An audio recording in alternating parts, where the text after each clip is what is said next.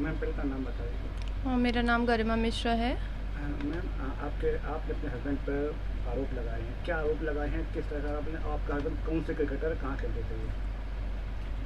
मैं अमित मिश्रा की वाइफ़ हूँ और मेरे हस्बैंड आज से 6 साल पहले आईपीएल खेल चुके हैं, 7 साल पहले और रणजी ट्रॉफ़ी भी खेल चुके हैं। क्रिकेटर रहे हैं वो बेसिकली, और रिज़र्व बैंक भी उनकी नौकरी है स्पोर्ट्स कोटे के द्वारा।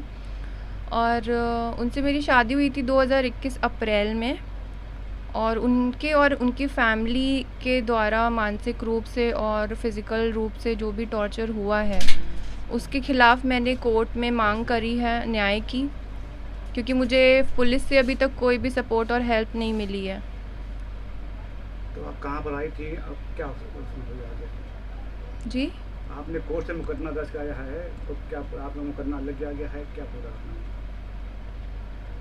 मैंने डोमेस्टिक वायलेंस का केस दर्ज किया है, और डाउरी जो मुझसे वो मांगते हैं शुरू से ही, एंगेजमेंट के पहले से ही और शादी के अगले दिन से ही उन्होंने 10 लाख रुपए कैश और होंडा सिटी गाड़ी की जो डिमांड रखी हुई थी, उसके तहत ही वो मुझे मेंटली फ़िज़िकली इतना वो टॉर्चर करते थे कि उन्होंने मेरा एक-एक दिन और एक-एक पल रहना मुश्किल कर दिया। आपने शिकायत पहले भी कही गई थी?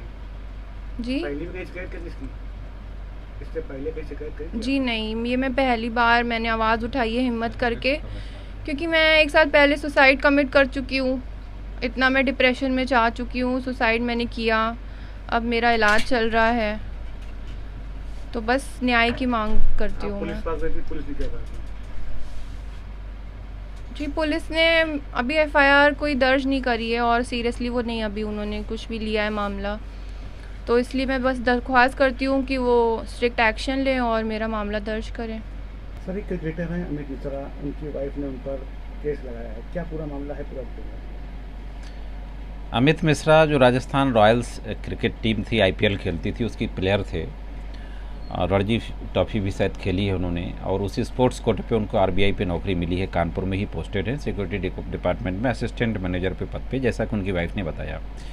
उनकी वाइफ गरिमा तिवारी है, वो सैटरडे को मिली थी पुलिस कमिश्नर से। उन्होंने एक एप्लीकेशन दी थी जिसमें ये आरोप लगाया था कि उसके पति, ससुर, सास, जेठ जेठानी और नंद, इन सब के द्वारा शादी के समय से ही 10 लाख रुपए और एक होंडा सिटी कार की डिमांड की जाती है डाउरी में, और इस डिमांड को लेकर के फिजिकली मेंटली लगातार टॉर्चर किया जाता है। इस हद तक टॉर्चर किया गया कि लगभग 1 वर्ष पहले वो सुसाइड कमिट करने की भी कोशिश उसने की थी। अगर उसके घर वाले टाइमली उसको हॉस्पिटल ना पहुंचाते तो शायद उसकी जान भी जा सकती थी।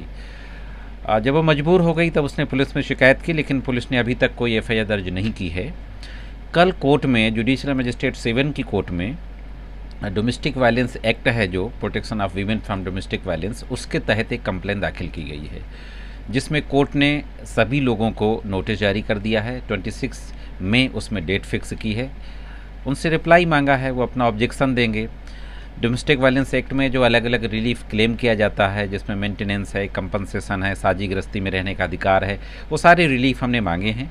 50,000 रुपया पर मंथ मेंटेनेंस क्लेम किया है, 1 करोड़ रुपया कंपनसेशन क्लेम किया है। As for the life standard of husband, wife को अधिकार है अपने पति की जीवन स्तर का कंपनसेशन लेने के लिए, तो ये सारी चीज़ें क्लेम की है।